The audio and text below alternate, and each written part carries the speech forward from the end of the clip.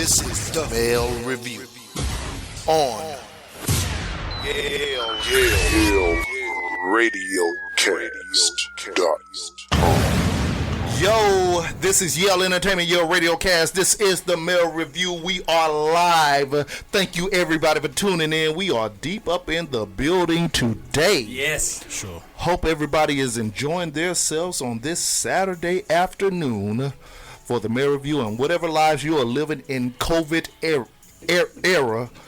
We got a deep team up in the house tonight. I want to give a shout out to my partner, my boy, Mr. Sincere, is up in this building. Yeah. We ready to work today, y'all. We got family in the space, man. That's for sure. See, we like energy, man. So let me hear y'all right quick to let the people know that we in here, y'all. So let them hear you. All right. All right. So check this out. We got my man TR in the building, and we got my brother Billy D. Williams with Accountable Give a Youth shout out to Billy D.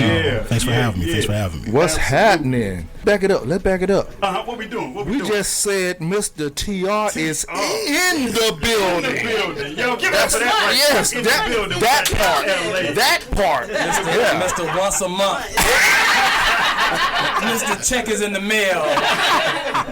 We pulled him out of the bat cave. Of the bunker. Out of the bunker, safe from COVID-19, you know what I'm saying, to join us today. And once again, Mr. Billy D. Williams. Now, let me introduce him. Mr. Superstar non-profit organizations. That's what's up. Mr. Accountable Youth. That's what's up. Mr. Brother from way back that made something of himself. Yeah, no doubt. And applied himself in the youth of our communities. Yes. And to show accountability of being who we are as grown-ass men looking back. Because the number one thing that we cannot do, ladies and gentlemen, is say that we have evolved without looking at the people who are going to come behind us. No doubt. Yes. And the biggest thing about it is what are you doing on a daily basis, on a monthly basis, on a yearly basis? You want to look back at what you put out there and for it to start growing and for it to start being planted, cultivated, fertilized. Right. This is all organic, ladies and gentlemen, and I would love to introduce my dude, my guy, my guy, Billy D. Everybody. Oh, yeah. Appreciate. That was a intro of intros. Hey, I'm ready to go home. I don't got to say nothing. God bless, good night. First of all, I got to say, I want to say thank you to Yale Broadcast, you know what I'm saying, for having me on, sharing your platform with me, you know what I mean, because I think right now is the most important time to have a platform to speak your mind, speak your piece, because we are living in like historical moments.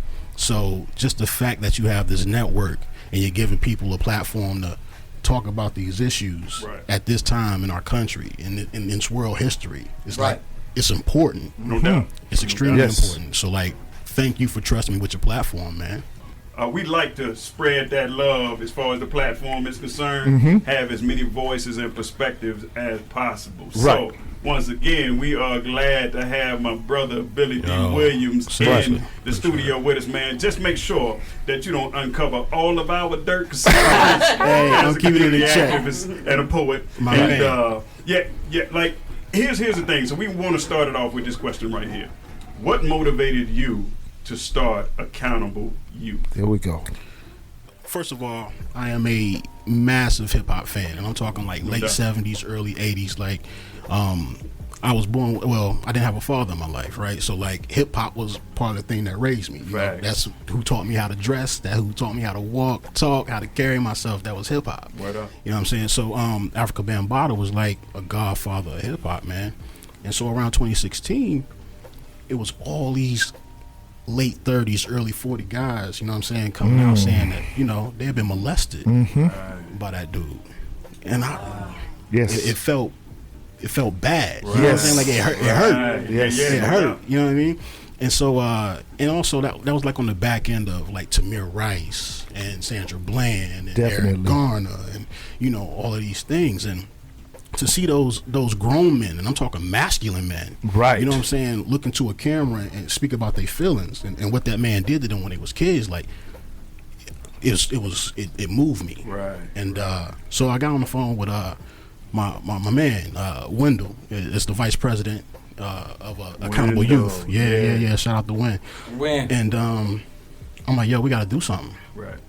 And from there, he was like, yo, we just gotta. Yale Radiocast, this is the Mail Review. Thank you for calling in. Who do we have on the line? This is your boy, Mark L. What's up, Mr. Mark L? What's up, brother? Hey, Peace, peace, Yo. family. What's Peace. good? Good, man. Chilling, calling to see what y'all in here talking about today. man. So the president of Accountable Youth, Mr. Billy D. Williams, is here, and we started out asking him how did he start, or what prompted him to start Accountable Youth, and he spoke on it. He started with what, as a hip hop fan, it was an impression made to him by. Go ahead and lead in, Billy D. That case back in 2016 with Africa Bambaataa. Mark L. Do you remember that show we did about African Bambaataa? Yes, absolutely, brother. That was a high power show too. Yes. And just the influence or that African Bambaataa had on us as a culture and as men. Right. And then we get we get these allegations coming out about him and molestation of these boys or whatever, following, you know what I'm saying? And go ahead and lead in with Mr. Billy D. And also with that, like I was saying, just, the police brutality, we were on the back end of Tamir Rice and, Eric Garner, like I was saying before, Mark L. But so me and my man, we sat down and we said, what do we want to do about it? And we met every week, and we prayed every week, and we fasted every week, asking God to give us an idea, a vision, a road, what I'm saying, to go down. And we said that what was revealed to us was starting a nonprofit. And so we dove in head first, right? But like with me, I'm an IT guy by trade. That's what I learned in the military. And he is a doctor / lawyer. You know what I'm saying? He's in the medical field. So we didn't have the know-how or anything to actually dive into the nonprofit sector. Right. But we figured some things out. We did what we could until we realized we don't know anymore. We ran into that roadblock. You know what I mean? And so when that happened, we were like, yo, we need education. Being a military guy, I called up, I activated my GI Bill, and I signed up for school on the spot. So from there, I took 3 years, no time off, full load, straight 3 years, and I signed up for business courses. So everything that I was learning in school, I was just dumping it into the business, just dumping it, anything, and it was teaching me the stuff that I didn't know that we needed. You know what I'm saying? And within the first year of being in school, that gave me enough education that it allowed me to get Accountable Youth up and running, all paperwork, everything legit. You know what I'm saying? And from there, man, I graduated, I think in 2018 or 2019, last year. I graduated. Yeah. We're honest. Okay. You know what I'm saying? Yes. Man, excellence is what we do. Hey, bro. Hey. We got fellow Air Force members here. There we go. Graduated not too long ago. Top of my class. Got to slow down on that Air Force brain. Mark L., you hear them bragging about being in the Air Force, brother? Every branch is envious of the Air I Force. hear that slander out here. Yeah, you hear the slander, Mark L. Well, I spent half of my career joint, so I got to show the Army, the Marines, and my Navy guys some love. Okay. Y'all know what it is. Y'all suck. So when That's my Tourette's acting up, ladies and gentlemen. So from that, Accountable Youth was formed. So the way that it's set up is it's set up in two pillars, right? So one pillar is mentorship, and the other pillar is police interactions.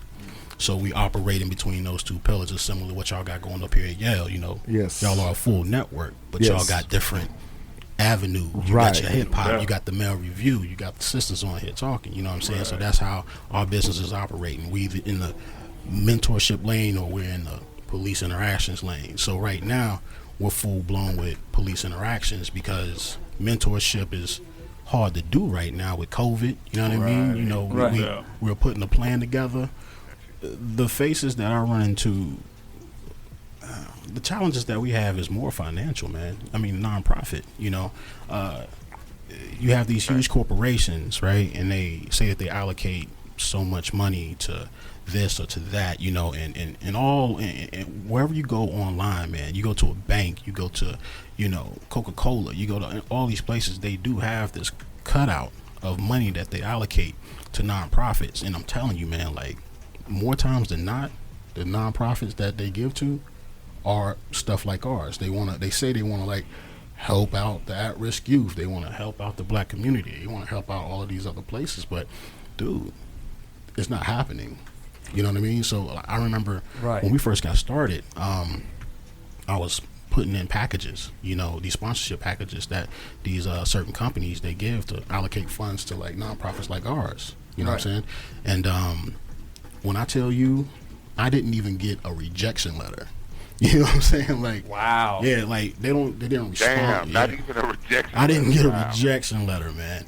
And I was following up, and no email was sent. And then I looked online. I pulled up my proposal, and it just said rejected. You know what I'm saying?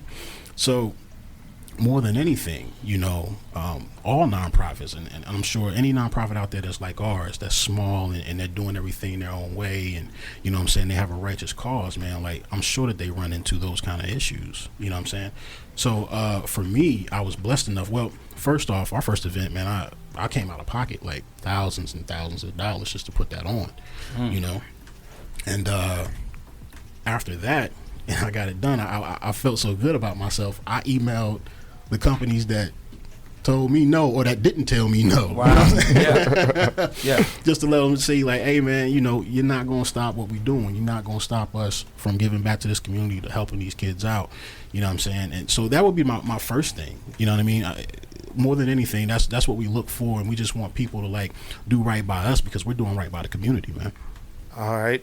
What we want to do is actually take a little commercial break. We're going to go into a lot of things with Accountable Youth. It's a lot of things going on in the world. We already know what's going on with the Black Lives Matter movement and what we need in the community moving forward. We already know what we got going on out here. We're burning stuff down. We're mad. We're trying to get the rights we deserve and everything. And with his program being what it is, how does it play a part in today's society? Yale Radiocast, this is the Mail Review. We are back from a commercial break, enjoying ourselves in the studio with the brethren. The League of Extraordinary Gentlemen is what we call ourselves. Understand this. So, once again, we got one of our brothers in the building for an interview. Mr. Billy D. Williams is here with us to talk about Accountable Youth. Hey. That's the name of his nonprofit organization. And we have been talking about what his goals are for the nonprofit organization Accountable Youth, and how it fits into current day society and what we plan to do with it, man. So what I want to ask you, Billy, okay, so we already know what's going on currently in the world today, right? Yeah. We've seen the protests behind Ahmaud Arbery and Breonna Taylor and what's the brother name? I already forgot. George Floyd. Right. Yeah. He's been at the forefront. Because his is the most recent, so it's been at the forefront. So the fall. Rashad here. And Rashad. While we're here in Atlanta, it's just, you know what? It's just a shame that it's been so many, man. That we're just fighting to get what we deserve, right? Now we've done everything. I feel like we are at a point where we've gotten their attention. Absolutely. We've burned stuff down. We've torn stuff up. Mm-hmm. You know what I'm saying? And we've gotten their attention.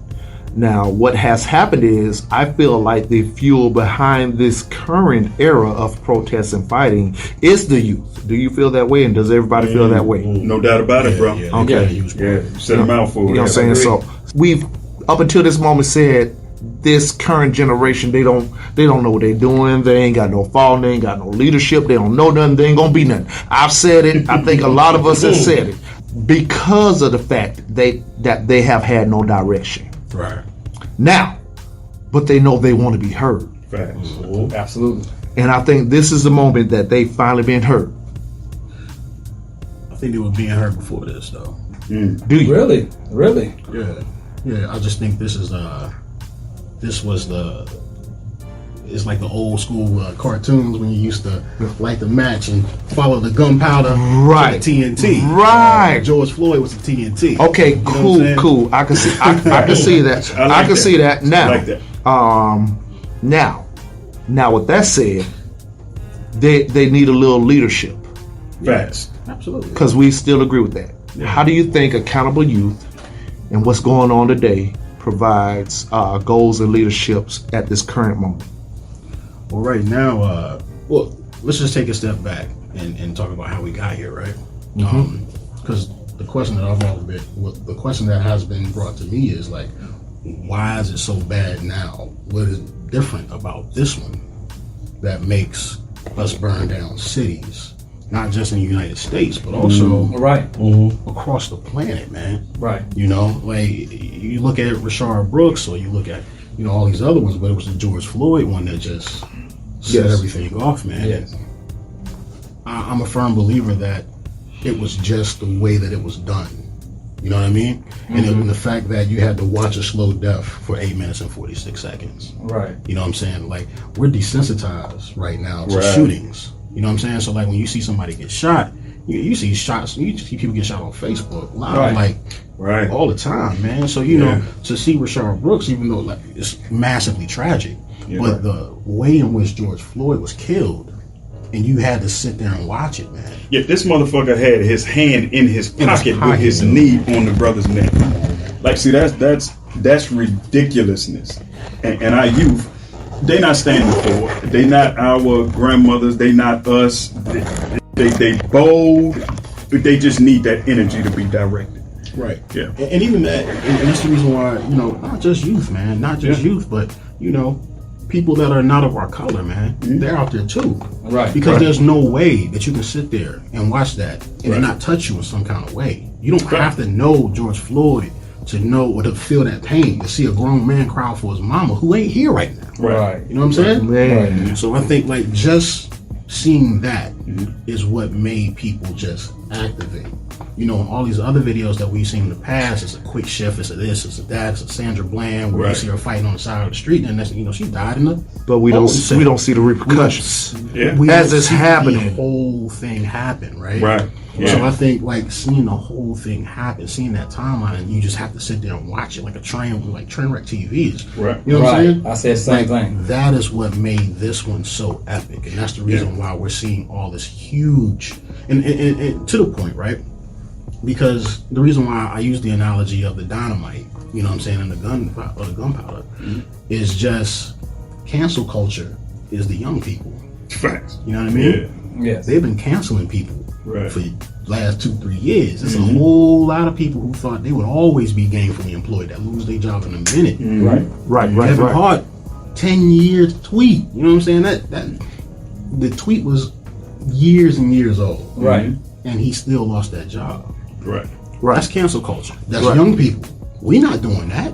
Facts. You know what I'm saying? Facts. We come from the no snitching era. You know what I'm saying? Absolutely. Our youth are leading that charge. And that's what I'm saying. How do you feel about And that that's the cancel rap. culture era that we're in? I'm not with it. because I'm not with it because they try to cancel J. Cole. I'm like, J. Cole. Yeah. J. Cole. Me and T always talk about that on the way here. You know what I'm saying? Like, because he put out a song, and you know what I'm saying? The artist No Name. Shout out to No Name if you're listening in. You know what I'm saying? I just want to talk about how the community took that wrong, the way Cole addressed her post. Right. You know what I'm saying? Like, it wasn't even about coming at you, but addressing that, how you viewed it, about how we expect everybody to act. Yeah. You know what I'm saying? And that got taken to the left a little bit. You know what I'm saying? So I want to give a shout out to my brother Antoine over here. Hey. Mr. Antoine. Who's in the building, you know what I'm saying? Who I met out at one of the anti-violence protest rallies, you know what I'm saying, for Rashard. You know what I'm saying? I think we might have to take this call. Mark L, we're gonna holler at you, man. Let's take this call, man. We got some call-ins, brother. We're gonna get you back on this damn line, though. All right, man. You know what I'm saying? So if you do want to call in on this topic, 678-586-9241. Thank you everybody for tuning in to Yale Radiocast. But I met Brother Rashard out there at the protest. Okay. You know what I'm saying? And as us as brothers of our age, we kind of connected because we felt the same way. You know what I'm saying? We were speaking the same language, we were speaking the same verbiage, and we saw some youth out there, and they were saying how they felt in a youthful manner. Man, I'm ready to ride on these boys. Right. We ready to get down. Yeah. You know what I'm saying? I'm about to pull. Whoa, young warrior energy. Whoa, young man. You know what I'm saying? We had to calm them down. Yeah.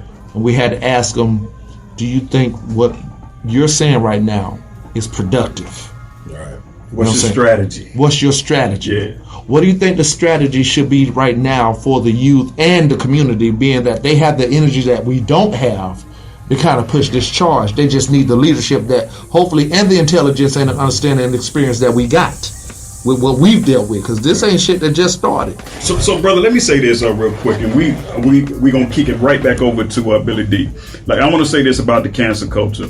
I want this on that too. Yeah, because I work with the youth, and what they don't understand is this: like, when you cancel somebody, you don't give them the opportunity to grow. Now, we always need to allow for expansion. We need to allow for maturity. We need to allow ourselves to take in information. Correction. Absolutely. Correction. That's a part of humanity that we absolutely can't lose, man. So what say you about that, Billy D?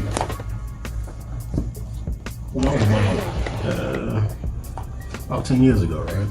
I was having a conversation with my mom, and she said, well, I got to ask you these questions because, you know, you won't say nothing, or you'll hide it from me if I don't ask you. Fact. And I'm like, so Mom, let me ask you something. When have I ever did that? Right. And she referenced a point from when I was 19 years old. Right? And so, they don't forget. Beautiful woman, by the way. I appreciate it, child, Mom. And so I said, Mom, I'm in my 30s. Right. How are you going to judge me on something that I did when I was 19? Like, I don't even know that dude. Facts. That's cancel culture. Yeah. Cancel culture is that thing where your reputation means nothing. Your resume means nothing. And people look at you as though there's no growth. Right. Absolutely.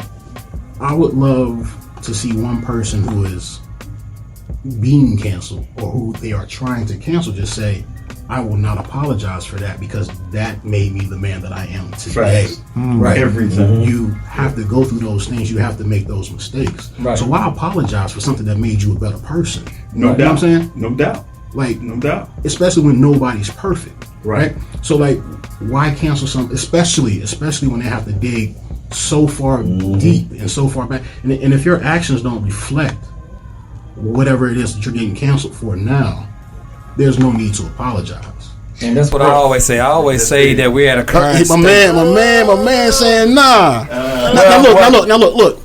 And it might be a blanket statement. Right. I'm sure there are things that you do that's wrong. Right. I'm talking about a change in behavior, right? Like, I don't want an apology. I want an action.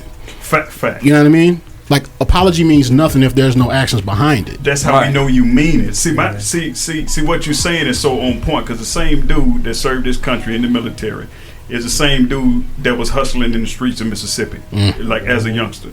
The same dude that achieved highly in corporate America was the same dude that was hustling in the streets of Mississippi. Right. The same dude that stand before you as a community activist, a poet, a writer, whatever, was hustling in the streets of Mississippi as a youngster before I joined the military and changed things up.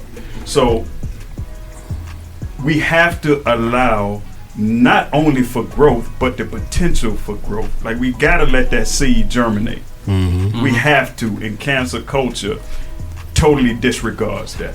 Well, I'm saying at the current state that we are at right now, we're at a current state of where we're promoting understanding. You know, even young generation, old generation, older generation. We're saying that, okay, we're trying to understand. Okay, if you're at such a cancel position, then you're Xing out everything that you need to listen to. Because what you're trying to do is not trying to convince this person blindly, that they need to delete you because you got more numbers. What you're trying to do is see how this person is thinking versus how you're thinking. So at the end of the day, we need to understand of understanding instead of just the idea of, okay, I don't like what you said in the first couple of sentences, so I'm going to cancel you. Right, so everything else that you're saying is not even no relevant. Context. Right. No context. Not even relevant to what we're trying to be about, when half of the time, and I've said this, well, we got a call right now. So let's see what's going on with the caller. Come on in. All right, this is Yale Radiocast, the Mail Review. Caller, we want to hear what you got to say. Talk to us. Hey, this is Josh the intern checking in. Josh the intern. Mr. White Chocolate. Mr. White Chocolate. Hey. Hey. All right, so we're going to catch you up real quick, Josh, because we want to hear what you got to say. And this is Josh the intern, our light-skinned white brethren. What we doing right now, Josh, is we talking cancel culture right now, man. And we talking about the perspective on cancel culture. How do you see it? As far as okay, the cancel culture. Yeah. Jump in on that, man. I know you got something to say about it. Okay, all right. Well, I was actually just having this conversation with one of my close friends this morning about this whole cancel culture. Now, mind you, this man that I was speaking with, he is a Trump supporter. Okay, and we were talking specifically about this recent boycott Goya, and what we were talking about is this. Now, the CEO of Goya, he came out obviously and said that he is a Trump supporter. Goya. Which, as all of you know, I am definitely not. Now, we got one man that reps the company, and he is a Trump supporter. Now, this company, Goya, has 26 facilities across the United States, the Dominican Republic, Puerto Rico, and Spain. Right. That employs over 4,000 employees. So everybody that is not a Trump supporter, that is against Trump and all of his misogynistic, racist ways, and all of those, right? Let's say we stop buying Goya products, right? Now, is this really going to the CEO of this company, or is what's really going to happen? Is he going to start laying off and firing the rank and file people, his little employees that are essentially middle to lower class, making anywhere between $30,000 to $50,000 a year? And now we stop buying these products, right? So the grocery stores aren't ordering in these products because they're not moving off the shelves. So production shuts down. There's less need for the people that are actually out there and harvesting these products that Goya makes. Now these people are out of a job. Now we live in a time trying to find another job is not exactly the easy thing to do. So that's a spin.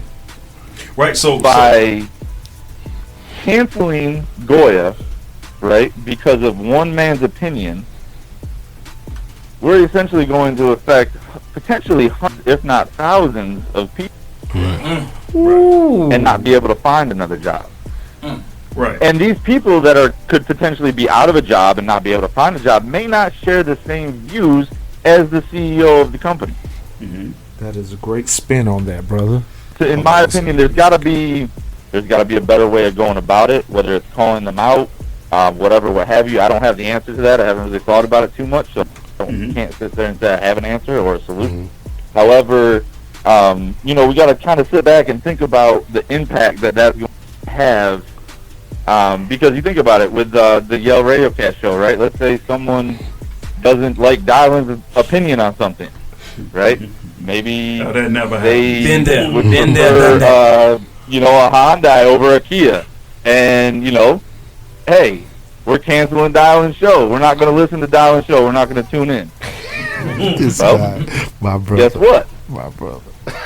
That's not going to just affect Dylan. That's going to affect everybody up under there. So... Okay, Sincere, what you got to add to that right there? All right, so this is something that I address regularly, and it's uncomfortable. Holding on to your principle is uncomfortable as hell, man. And what we're really faced with and what you're talking about is principle versus the dollar, right? So based on you needing to provide for your family, there always needs to be a plan. And that's what I help people establish. Okay, so what's your fallback plan?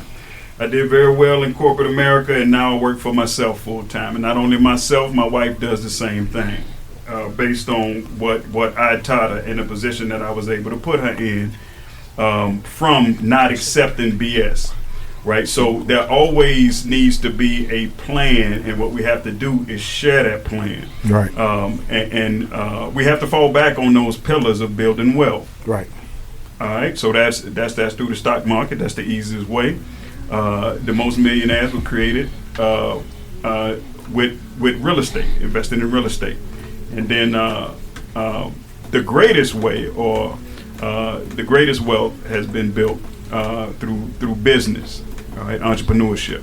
So when you put yourself in a scenario to where you have somebody feeding your family for you, and you're trading dollars for time, you make yourself susceptible to the BS of that company, that business, that CEO, so forth and so on.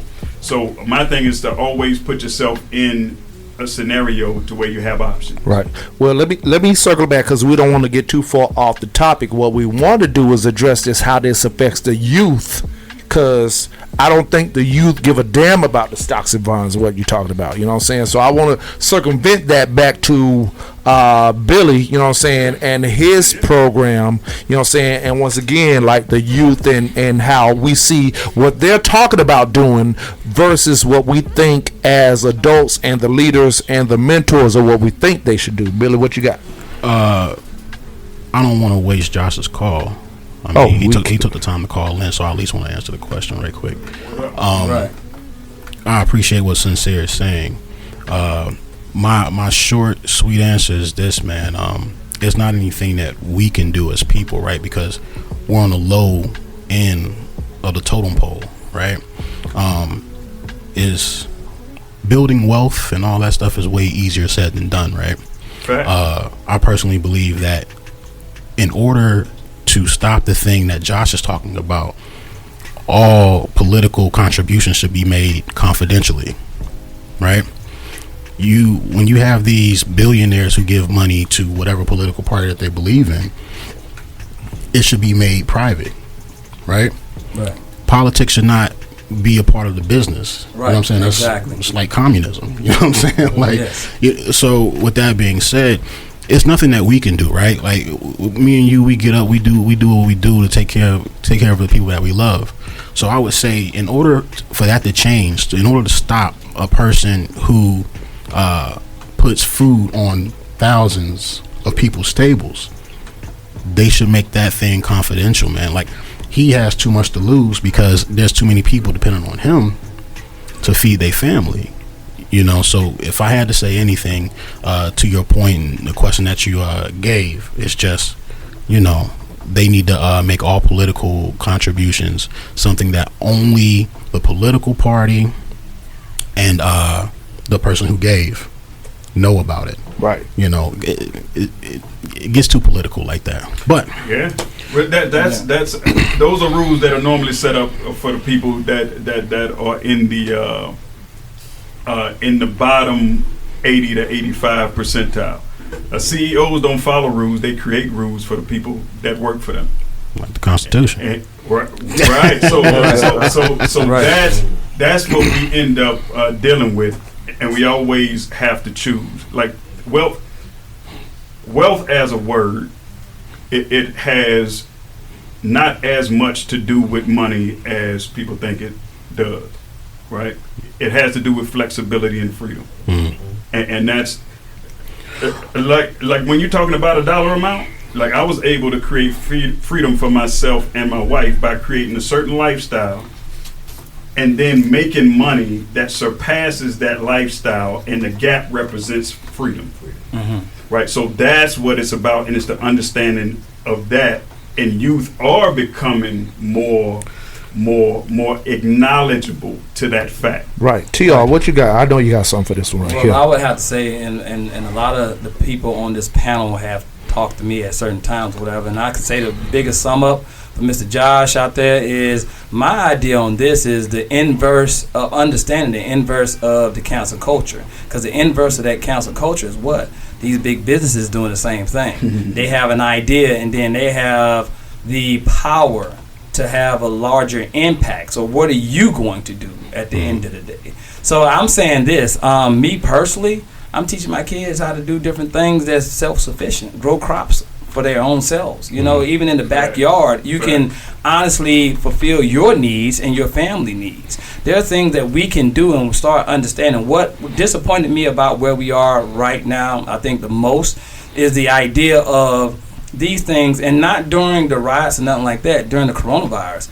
These things about where we are. You had stores, grocery stores shut completely down at times. Oh, yeah, man. Okay, so where were you? Were you prepared?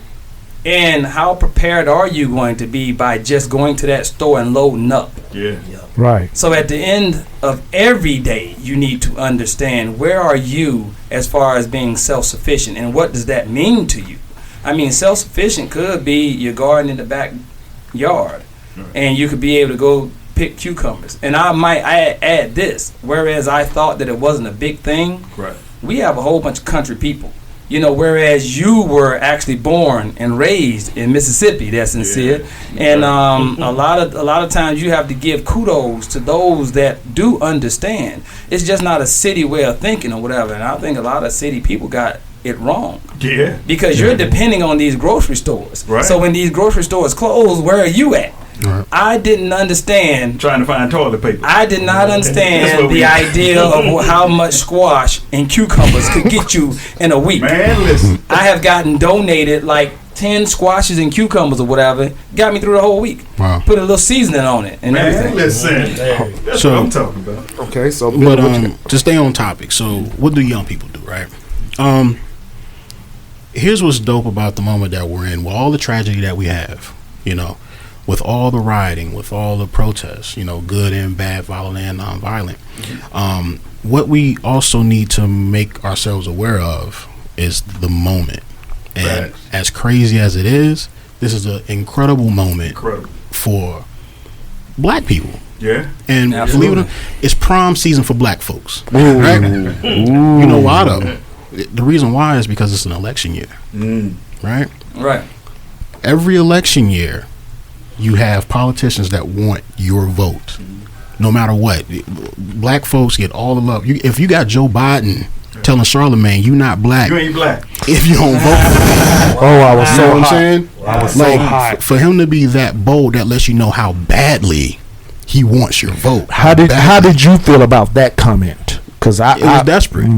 It was desperate, and you know what I'm saying. Because a lot of people agree with it. Did you agree with it? I don't know that I agreed or disagreed with it. So, but what I will say is this: what I had to learn at 18 and 19, I didn't care about voting, right? Then when I turned 20, 21, 22, I didn't care about voting, right? And then by the time I got there, I was in the military, and I'm like, well, I'm doing my service. I'm in the military. I don't got to vote. I'm going with my action. Exactly. You know what I'm saying? But a question to everybody in this room, right? If I wasn't here as a visitor, if I wasn't here as a guest, and I came in here and I wanted the money out of your pocket, what would you do? You feel me? Hell You no. would- you would- You Hell wouldn't, no. you wouldn't let me take it, right? You wouldn't let me take Yeah, it. you can want it. So to the young people out there, I would say, if you got a job, you look on your pay stub, they got something called taxes. The government taking your money and you ain't saying nothing about it. So if I can come and take money out your pocket, right? You won't fight me, but if somebody else come and take money out your pocket, you okay with that, right? I see where you at. You see where I'm going? You see where I'm going? Yeah. Who the hell is FICA? Yeah. You know what I'm saying? So if you don't want your money taken, say something about it. I like this Put up guy. a little bit of fight. Right. You know what I'm saying? And the way that you fight is with your vote. Right. Right? Now, I think if somebody would have told it to me like that when I was 18, 19 years old, well, yo, you know, I should have a say in where that money is being allocated. I should at least throw a punch. You know what I'm saying? I don't know if that punch will land, but voting is your punch. That's your one shot. Yeah, everybody in the country got a puncher's chance, you know what I'm saying, at actually affecting change. You know what I'm saying? So I would say that's what we need to do. And here's the crazy part, right? this is how you know it's a dope time for black folks and why young people should really pay attention to this, right? For those who don't know, Kamala Harris, who was running for president a few months ago, she dropped out, right? But for those who do or don't remember, like, she was leaning hard on an anti-lynching bill. Right? Exactly. So, like, a lot of people didn't, like, okay, yeah, I can, who is against lynch, who is not, you know what I'm saying, who's for, like, no, keep lynching in. We need that. We need that. Everybody's against it. Flags. Right. Well, that's a whole other thing. They for it. That's a whole, one and the same. But my point to that is this. That wasn't her bill. That's the Dyer bill. When was the Dyer bill introduced to Congress? 1918. Yes. It still has not been passed. Right. Yeah. So here we are, 102 years later, and the country has not figured out whether or not it's okay or not okay with lynching. Oh, yeah. Yes. But the only reason why it's a topic of conversation right now is because of my point. They want our vote. Right. It would not be being talked about if that was not the case. You know what I'm saying? So, like, when you take these things into consideration, and even like the police reform bill, right? What's in the police reform bill? We're looking at no chokeholds. We're looking at no knock warrants. You know what I'm saying? Like, what's wrong with voting on not choking a person to death? What's wrong with being against your door being kicked in? You know what I'm saying? Anybody. You know, the only reason why it's here is because they want our vote and they want us to see that we're doing something or that they're giving us something to lean on. But what we can't do is just trust that they're going to do it. Right. Young people, they have a lot of experience in this cancel culture, right? Like, let's look at what they did with the rally in Tulsa, Oklahoma, right? Now, that was a hot moment. That was a moment. That was a moment. But that's my whole point, right? So this is what I'm saying about the young people, right? They have the know-how. It just needs to translate into being at a poll. So what do you think we fit in with that right now? We have to lead. All right. So this is the issue where what we fall into as because this, once I said this earlier, it's nothing new. We've been going through this. So when I try to walk up to a young man and say, "Hey, young man, we need to kind of like organize a little different," man, you ain't trying to hear me. You know what I'm saying? Like, you see what I'm saying? So this is what we're doing. Accountable Youth right now, we're in the process of putting together a 3-staged event, right? So all 3 topics is 3 different events in which, like, the first event is about protesting or, you know, something to that extent, right? We're still working out the details on that. But the second one is about police interactions and the police reform bill, right? So what we're doing is we're getting all the young people to come out to these events, whether they're going to be virtual or whether they're going to be physical events. We're getting them to come out so they can start learning about the history of protesting and what it does, and when it's done, executed the right way, this is what you can get out of it, right? And then that goes into a police interaction meeting where I have a meeting in 2 weeks with the chief of police in Greensboro, North Carolina, to talk about bringing the community together so they can have a conversation with the police and not when it's time to fight. Right. So, like, what Accountable Youth has always done, and what we've been doing for the past 2 years, providing a platform for police officers in the community to come together and have a conversation, so that when they do see each other on the street, it's not a violent reaction. You get what I'm saying? Yeah. So the third one will be about voting. So we're just priming them up to a place where they're learning about proper protests, and then they're learning about police interactions, and they're interacting with police while we're there. And then the last one is voting, hopefully to have that in October, so they are educated and ready to walk into a poll and give their vote. All right, so how about this? So let me interject this real quick. Go ahead. Just as my brother, I want to make sure that you add a resource. It's called Powernomics by one of our great scholars, right? And Powernomics talks about the structure of the vote. Dr. Claude Anderson. And he teaches from his experience of being a campaign manager for presidents and on the local end of things. He talks about the process of voting, like what it actually what it actually is and how it actually works. So I would encourage anybody that's listening and anybody at this table that's not familiar with that resource or that scholar to get into Powernomics. That's what's up. Okay. Right. Yeah. Well, because you were just talking about the police, right? Mm-hmm. I think. So So I think what we need to do, we need to take a little break. Because Sure, what understand. what I want to come back with is because you was talking about your work with the police, right? Right.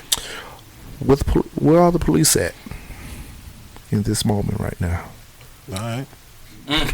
We're gonna want to touch on that. All right, for sure. You know what I'm saying? Yale Radio Cast, the Mail Review. We got another Williams brother. I feel so energetic about saying that last name. It's Williams, man. I see T over there hating. Don't You know what I'm claim saying? don't claim the connection. Don't claim the connection. So what we're gonna do? We're going to a commercial break. Yale Radio Cast, the Mail Review. You already know what the model is get to business. For sure. Back from a commercial break, man. We've been going in on this commercial break with brother Billy D. Williams up in the building tonight. For sure. For sure. Accountable Deserves Youth. applause. Yes, I appreciate that. Once again, Brother Billy D. Williams, the president of Accountable Youth, which is a program that is directed towards getting the youth towards a level of growth. If you will, if you could get a better description for us. I guess the best description would be our guiding principles. Okay. So we believe that when you grow up and you become a man, there's a few things that you should have, or character traits you should have, and that should be, you should be accountable, you should be responsible, you should show leadership, you should be a person of good character, you should also have situational awareness. And we believe that bringing all these things together and encompassing them, it promotes fatherhood. So like going through those things, you know what I'm saying, when it's all said and done, it's going to make you be a better man. It's going to let you be a better person in your community, in your house, in your school, you know, all of those things. So that's where we at. We live and die by our guiding principles. Definitely. We talked before the commercial break about the youth and us kind of directing them, Right. and also the other side of Accountable Youth as it works with the police department For sure. up there in the Carolinas. And I think this is a worldwide thing. When we see police violence and the reaction from it, we're different than them. Right. Well, that's just one of the bad apples in the bunch. Right. Brother Billy D. Where the hell the good cops at? Because they quiet as hell. Well, I mean, And this is not a new thing. This is normal. So if you're actually working with them, what are they saying? And I don't want to take pops at police officers, because I have friends that are actually police, close friends, because we're military. right. You know what I'm saying? So we really understand it. Yeah. So what's going on the other side as it pertains to police and the silence, or how they should react, or maybe they want to react but they can't? What's going on that side from what you hear? Well, let's get one thing established. There's police and there's murderers. All right. That dude who had his knee on George Floyd's neck, he's a murderer. He was wearing a cop disguise, Right. but he was a murderer. He's a clown You know what I'm saying? in the cop suit. And I mean, that goes for, I don't envy the police at all. Yeah. And that's the reason why I chose the path for Accountable Youth that I did. Having an uncle who was a police officer for like 30 years, Right. you know what I'm saying? Yeah. And seeing everything that he went through and the life that he built for himself by being a police officer. Okay. You're going to find me as an ally, but only the good police, right? So, to your point, when we were all in the military at some point, even if we didn't serve at the same time, right? When a person defects, what do you have to say about it, right? You didn't say anything about a person that goes AWOL. You might have laughed and talked trash, you know what I'm saying? And we are held to a different standard, just like police, Right. right? Yes. Now, I think that to get to the point that you're talking about, that leads into the police reform bill. And I believe that's the reason why things are silent right now. If I had, and like, I don't know for sure, right? Like, I work alongside the police departments that are in my city. But what I will say is a big piece of the police reform bill is something called qualified immunity, right? And people don't know what that is, but they want to do away with qualified immunity. Right. Qualified immunity is, it gives government officials, police, right, immunity from civil suits. Right. They want to take that out. Right. That's part of the police reform bill. Wow. You get what I'm saying? So, like, when you talk about silence, that's incentive for silence. Right. Right? That blue shield. Right. Right. So to speak, so that's what people are familiar with. The blue shield. The blue shield, right? And I'm not going to speak ill of the police because, let's be honest, if there was more bad ones than good ones, we wouldn't be seeing the uptick that we're seeing from the society. Right. We just saw a radical thing from a police officer. Right. So you're seeing a radical reaction to that action, right? Like, we as a society, you know what I'm saying? Even as human beings, we still abide by the law of physics that Newton gave us, right? For every action, there's an opposite and equal reaction, right? That's not just space, right? That's us too, right? So when you see that 8 minute and 46-second murder, you're gonna see hell on the streets. Yeah. You get what I'm saying? No doubt. So with that being said, like, yes, there are bad apples. There's bad apples in the military. There's bad apples in the police department. There's bad apples in all facets of society. In all facets of society, right? But I don't think that what you're seeing is silence from police. I think right now we're just letting the law or the wheels turn. Yeah, because they turn slow. Right, and that's the justice turn slow. And that's what I'm saying. So, like, and that's where the legislation is coming into play. So, when it comes to us, right, like I told you before the last break, is I have a meeting with our chief of police in Greensboro, like, coming up very, very soon.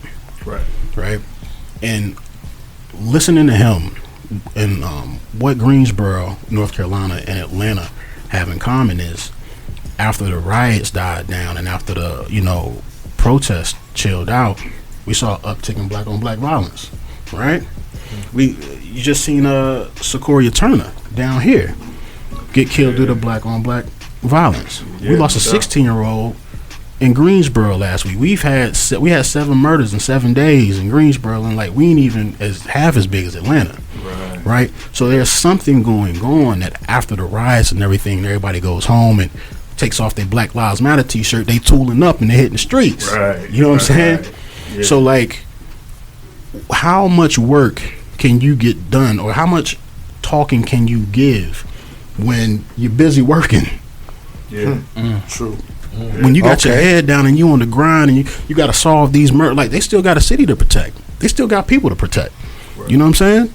So I don't think it's necessarily silence. I think they just good cops are on the grind, right? And in the meantime, we got to get rid of these crooked cops. All right. Yeah, so let me address this about the police, because this is an absolutely necessary conversation. Because I have an uncle that's a police officer now that caught it from the family. Because we were doing what we were doing back when we were doing it, and he was a part of the family, married in, and good dude, good brother. Shout out to GT. But what I'll say is this: what we often lose is the fact that there's people wearing the uniform. Some of them, they have great intentions, some of them not so great. So that's not as much our issue as the system itself. Like, we have to address the fact that the first police were slave chasers, slave catchers. So what would happen would be this: they were there to protect the slave owner's property. So what they would do is they would go catch and kill slaves, or they would beat the shit out of a slave, and then they would string them up in front of everybody else to see that this is not what you do. Nigga, stay in your place. So that still bleeds through that shield, right? So that's what we have to deal with. The system. It's the systematic oppression. Like, it's the system that creates the environment, right? So we got good brothers and sisters that's just looking to feed their family. They're just looking to protect and serve. They want to protect the neighborhood that they grew up in. That's my uncle, right? So when we have these talks, we just have to make sure that we address the system itself.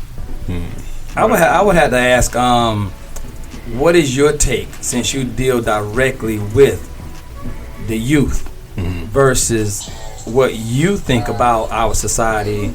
And because it seems like what you think about it and what Sincere thinks about it are two different kind of constructs. You understand what I'm saying? I mean, it's kind of like, where do you go with that information? That information from where Sincere feels versus that information from where you feel. How do you feel like the youth really sees it? Or when you talk to them, how do you feel where they're coming from?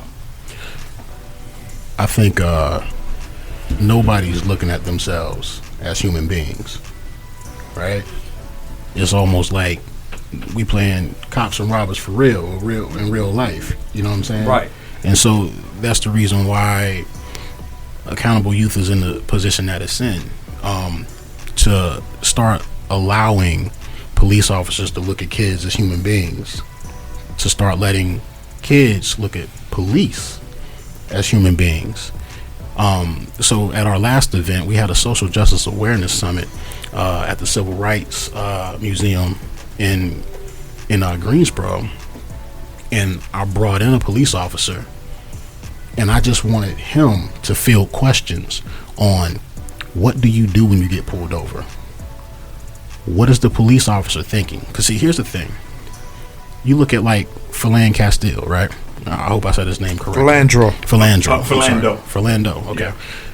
When I watched that video, as a person who's military trained and, you know, I went through everything, I didn't see racism in that cop's eyes when he shot him. I saw fear. Oh, you get what I'm saying? Like, to the point where his wife was in the passenger seat calming down the police officer while her husband is laying dead. You get what I'm saying? Right. That's fear. So what we're trying to do in Accountable Youth is to pull down those walls of fear. Like, don't fear me, bro. Like, you do your job, I'm gonna do mine. Let's just go home. Yeah. Let me ask this. Okay. Fear of what? Fear of my color? Yeah. Well, fear. Okay. But look, I don't know what's in another man's heart. Right. So like, I can't tell you what your fear is. You can't tell me what mine is. True. But what I'm saying is, what I saw was fear. Right. I feel fear of my color, because if this is your job, just as like defending the country was our job, did we fear when we said, hey, you going to Bosnia, you going to this place, you going to that place, and when we walked up on somebody of whatever country or nationality or color they was, did we fear them, or were we in fear of the moment? Ooh. Well, here's the thing. Everybody, fear is a human reaction. True, I agree with that. All I'm saying is, as a cop, and you're already in the powerful position. You're the one walking up with the gun, and you say, "Hey, do you got a weapon?" Yeah, I do. Let me show it to you, Mr. Policeman. What was it? Was it fear of his color?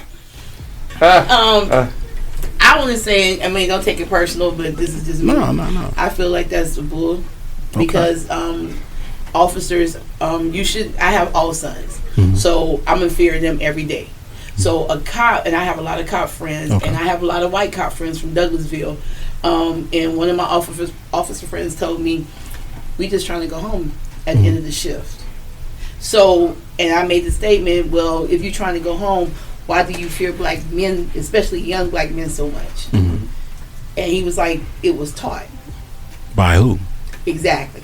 Who was it taught? Was it taught by your mom, your dad, your cousin, or the police force? All of it. So my question. So what am I saying that's so different? You said that your statement was that. Let me get it right, because he cut me off. It was like you were saying that that's their job.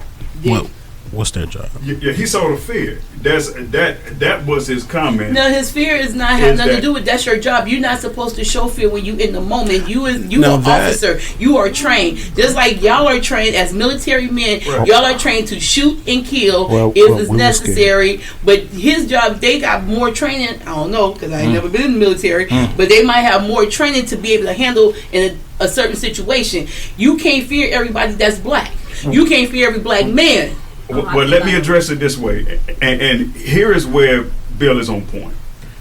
There is a machine that propagates what we think about the black man and the black woman. There is a machine. Like it's taught through racism. It's taught through these systems. So we are seen as savages in a lot of spaces. How can you? Right. I'm sorry. Go ahead. Hold on. So, when you're seen that way, and you may have a gun, but you have a thought process in your head, the adrenaline is going. When a black man announces that he has a gun, based on what's going on with that adrenaline, you hear gun and you see something, and there's a reaction. Now, police don't get as much training as we think that they do. Exactly. My big homie is an ex New York City police officer who's ex-military. And I constantly have conversations with DeKalb County police officers as well, right? Because I want to know what's on their mind. I want to know what's going on behind those doors. Now, so when you're dealing with somebody that's already seen, they already looked at as this is what it is. Thank you for calling in Yale Radio Cast. This is the Mail Review. Who do we have on the line? Oh my God! I think we just so go ahead. Talk to us. We missed. So they're already seeing it as okay. It's me against whoever's in that car, and I get. Their idea is to go home. When I was wearing the military uniform and when I was on the streets, that was the mentality. I'm going to go home regardless. So, now you're dealing with a fear of a people. Now, they already know that we have a superiority complex. Okay. So, to get back to your point, okay, I honestly believe that we aren't in disagreement. For me, I say it's like me and Sincere just said, like, fear is a human reaction. Now, or not a reaction, but it's a feeling. It's fear is a feeling, right? Like so listen. So let me finish. The question is, what do you do when you're in fear? Right? Okay. That's what makes right or wrong. Now, I believe everybody wants to go home at the end of the day, but when it's all said and done, when that dude got fearful for whatever reason he had, and that's what I'm saying, like, I can't talk about another man's fears. All I know is mine. You know what I'm saying? I fear Jesus and something happened to my babies. You know what I'm saying? But outside of that, you know what I mean? Like, I can't really think of anything else that I fear. But for that man, it's different. And in that moment, he made a mistake and he made a bad decision with his fear. So I don't think that we're saying, I don't understand where we're disconnected, right? Okay. Right. I think when you had said that his fear wasn't from racism, it was from something else. And I corrected myself. I corrected myself because I said I don't know what that man's fear is, right? Like, everybody has something they're afraid of. But this is my point. This is my thing, though, and I know I'm not supposed to be all mixed, but this is my thing, though. If you're an officer, you are trained regardless. Y'all saying there's not enough training, well, they need to take their ass back to school. Right. Because you can't handle every situation like the last one you just had. Right. Okay, so because me and you and I'm an officer, me and you done had to tuffle and spazzed out, and we didn't fought, and I had to put you in jail, and then I'll come to you and I got a whole goddamn attitude because this black man that made me mad, now I'm taking my aggression out on you. Exactly. That's not how it's supposed to work. But if you look in the force, this is how it's happening. Because, like you said, you don't know what his fear was, but at the end of the day, you still in position. You shouldn't have. It shouldn't. Every time you walk up to a car, you shouldn't Automatically. Every time you pull somebody over and you realize they're black, or it's 3 or 4 black men in the car, you shouldn't have to call 20 cars to surround them to take one out. So guess what? That brings us all the way back to police reform. You feel what I'm saying? So like, because this is what I see police reform as, and this is just my opinion, right? Okay. Nothing more, nothing less, just one man's opinion that is working with the police. And I'm gonna say something that everybody, I'm gonna say something. I'm gonna say something that a lot of people out there are probably not gonna like. I'm against defunding the police. If anything, I say they need more money, right? Why? Because you said if they ain't got the right training, they need to go to school. How do they go to school? They need money. You need money for funding, right? So if you want a better police force, you got to give them the resources to be better police, right? And I also believe that there needs to be something done as far as just because you went to the academy and you passed don't mean you get a gun and you get in a car. Right. Everybody ain't built to be on the street. Psyche vows, all of that stuff. And I'll say this to what you're saying. Wait, let me land. Yeah. So when they come out, it should be a situation of, okay, a personality test, right? Okay, you don't really have the right demeanor to be in the black community policing black folks. Right. So maybe you should be dedicated to the suburbs where you can be more, you know what I'm saying, where you need to use, like a good manager knows how to use your strengths. Right. So a police chief should know that cop don't need to be in that neighborhood. Right. You know what I'm saying? That cop don't need to be in the car at all. He can't drive. You know what I'm saying? So like police reform should look like you put the right people in the right position. You get what I'm saying? And I think that when you have a cop that can go into a community and defuse a situation, or you have or he has a kind of personality that is infectious, that's the kind of cop you want in the street. That's the kind of cop you want, at the club. You know what I'm saying? Letting people in and out, because he's not at the club like Chauvin was with George Floyd, messing with people. Okay. Giving them a hard time. Okay. He should not have been sent down there with all the citations, not the citations, but the write-ups that he had on bad behavior as a police officer. He should not. His police chief should have never sent him to that club to be at a black club, letting black folks in, messing with black folks. Right? He shouldn't have been there. Right. He shouldn't have been. So it's just, police, I believe, have to better utilize their resources. Well, I think we do it wrong as far as the construct anyway, because if you think about protect and serve, think about it on our level. None of us were taught what type of people who we were going up against. We knew nothing about them. We were told to go over there. And if they had a skin tone or demeanor to the idea or what was on the opposite side of the spectrum or whatever, then they were what? The enemy. Right. And we're looking at the same way that the police force is being taught. No matter what, you're not trying to understand that person. You're trying to identify an assailant. You're trying to identify versus non-combatant. Combat. Right. And I think that honestly we're, looking at it all wrong. It shouldn't be the same. We always talk about we can identify with the cops, but I think that's a bad thing to be able to identify with cops, because we're taught two different things. We're sent over there as a force, as a wall. We're not in America a force or a wall where you have to venture on the other side or people are opposite of you.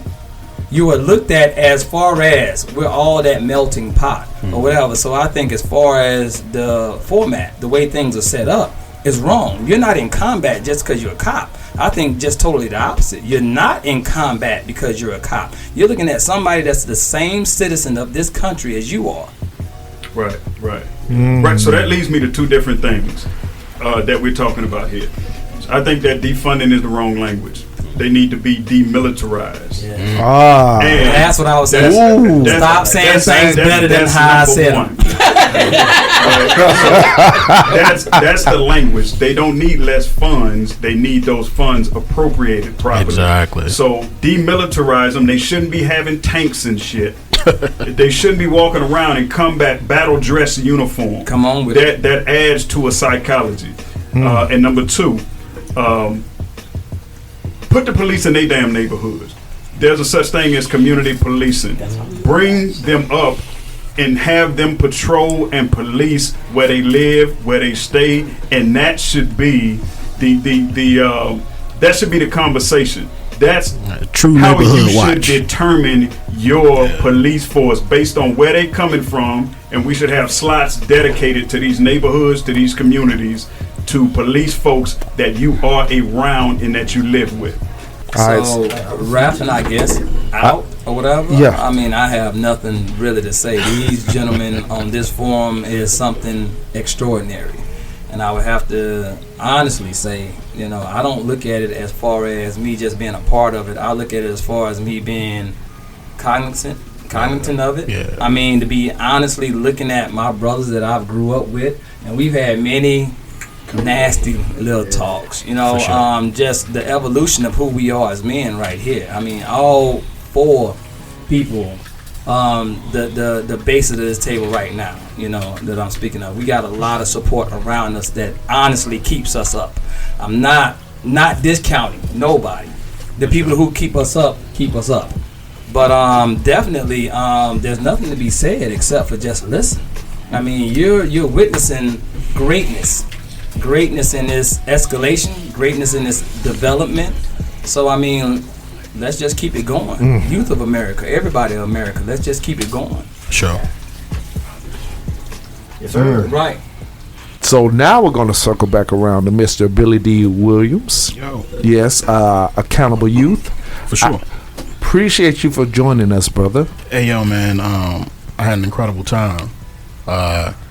I've been hearing about the network. I've been seeing what y'all been doing, man. Y'all doing incredible stuff, man. And when the brother TR hit me up and said, yo, you got to come down, I said, you name it and I'm there. And like I said at the beginning of the show, man, what y'all are doing is important, you know what I'm saying, and it's influential, you know what I'm saying. It's very, very, very purposeful to have a platform right now where you can get out to the people and talk about what's going on, man. So like I said in the past, yo, I appreciate y'all having me on, trusting me with this microphone on y'all platform to represent my company, to represent your brand, and to connect with like-minded people, man. It's super dope.